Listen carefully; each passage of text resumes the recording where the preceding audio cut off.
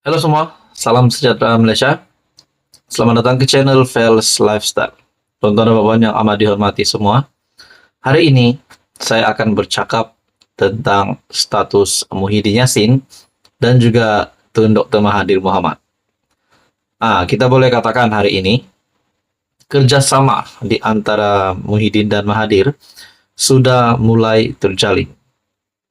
Disebabkan Mahathir di dalam Perikatan Nasional di dalam PAS menjadi penasihat ataupun SG4, menjadi penasihat bagi 4 negeri takbiran PAS Perikatan Nasional. Manakala Muhyiddin Yassin pula adalah pengurusi Perikatan Nasional. Tetapi persoalan yang timbul di kalangan ramai orang, siapa yang lebih relevan sebenarnya? Siapa yang lebih berpengaruh? Walaupun kita tahu kedua-duanya adalah bekas Perdana Menteri.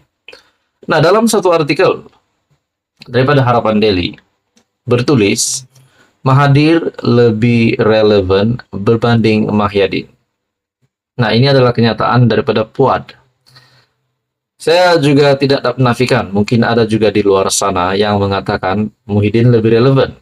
Tetapi menurut Puad, Mahathir lebih relevan berbanding Mahyadin. Adakah ini berkenaan dengan kabar angin sebelum ini yang mendedahkan bahwa Muhyiddin dan Najib bekerja sama? Nah, saudara-saudara, dalam artikel ini, Tun Dr. Mahathir Mohamad dilihat lebih relevan berbanding Tan Sri Muhyiddin. Menurut ahli Majlis Kerja Tertinggi UMNO, Datuk Dr. Muhammad Fuad Zarkashi, beliau berkata, Mahathir dilihat lebih relevan kerana ahli politik berumur 98 tahun itu dilantik menjadi penasihat 4 negeri bawah PAS ataupun SG4. Muhyiddin kecewa dan terpinggir.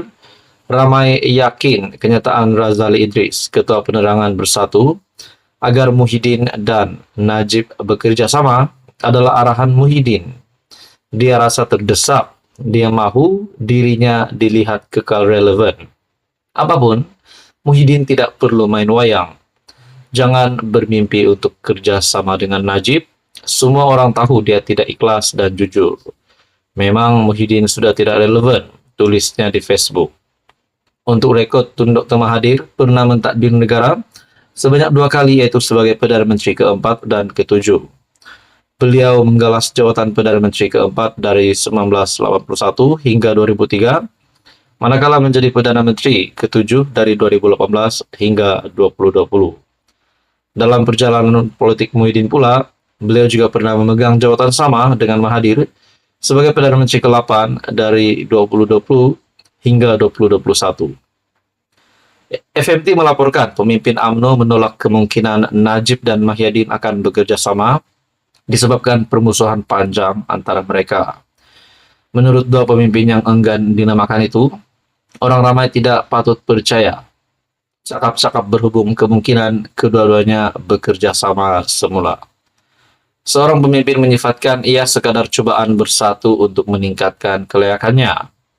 Kekuatan mereka semakin merosot kerana lebih ramai ahli parlimen bersatu.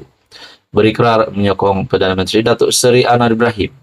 Mereka takut PAS hilang kepercayaan kepada mereka. Nah, saudara-saudara, sampai di situ, adakah selepas ini lebih ramai lagi NP Bersatu Perikatan Nasional akan menyokong Datuk Seri Anwar Ibrahim?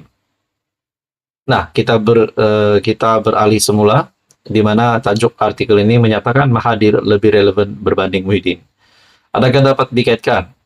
Di mana Muhyiddin kecewa dan terpinggir, ramai yakin kenyataan Razali Idris, Ketua Penerangan Bersatu, agar Muhyiddin dan Najib bekerja sama adalah arahan Muhyiddin sendiri. Nah, kalau benar ini arahan Muhyiddin sendiri, sudah pasti kita dapat lihat betapa terdesaknya Muhyiddin Yassin selepas beliau dilihat tidak relevan lagi. Saudara-saudara, menurut artikel ini menyebut Mahathir lebih relevan berbanding Muhyiddin. Apa komen Anda? Sekian saja untuk kali ini. Teruskan bersama di dalam channel ini untuk info yang seterusnya. Hai semua, salam sejahtera Malaysia. Selamat datang ke channel Fels Lifestyle. Tuan-tuan dan puan yang amat dihormati, Seperti yang kita tahu, sudah berapa ahli parlemen dari Bersatu, dari Perikatan Nasional yang menyatakan sokongan terhadap kerajaan perpaduan pimpinan Datuk Seri Anwar Ibrahim. Sudah pasti kita dapat melihat alasan ataupun sebab yang positif daripada beberapa ahli parlemen pembangkang yang menyokong Datuk Seri Anwar Ibrahim adalah untuk mendapatkan peruntukan demi pengundi di kawasan mereka sendiri. Nah, akhirnya saudara-saudara, sudah lebih daripada 3, rasanya sudah 4, mungkin sudah 5, dan mungkin bertambah lagi jumlahnya selepas ini. Tetapi, apa yang mengejutkan adalah, apakah status mereka ini bukan saja digantung? Adakah mereka juga akan dipecat daripada Bersatu? Seperti yang dibuat pengakuan, kenyataan yang dibuat oleh parti Bersatu sendiri, keputusan mereka ini adalah berlanggar, bercanggah dengan undang-undang parti.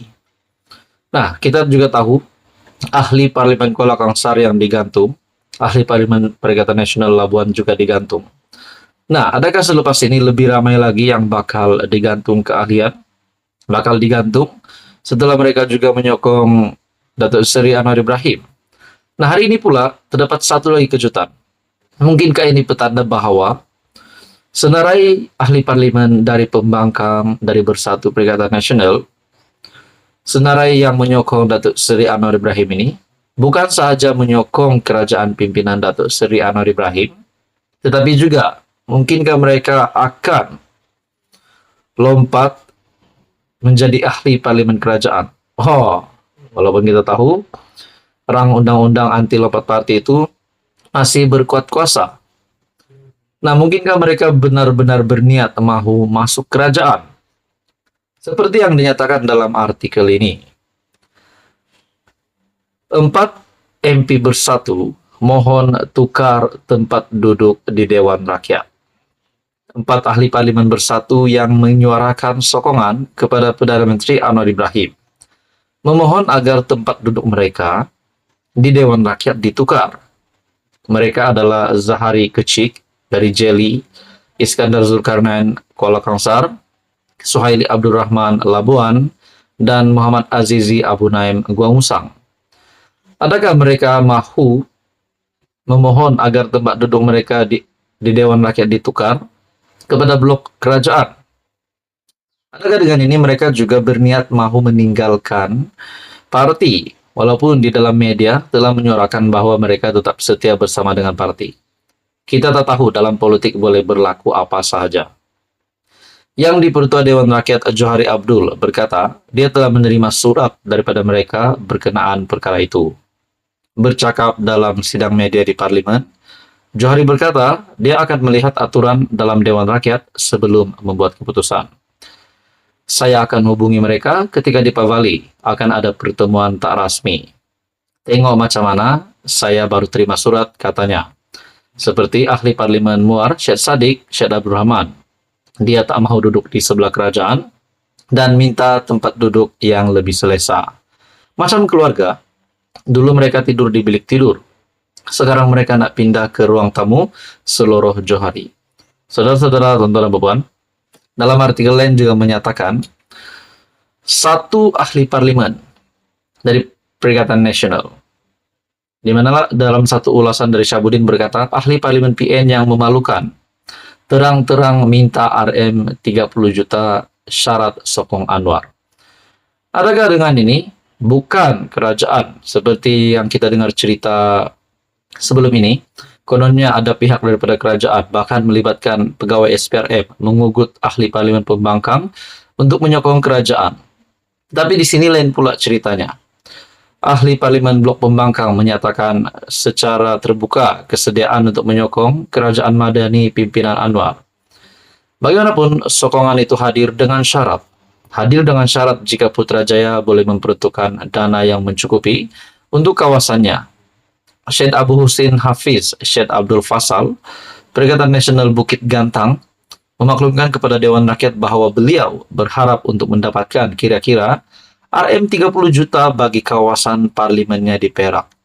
Menurut Syabudin, memalukan betul, macam ini punya wakil rakyat pun ada dalam negara kita.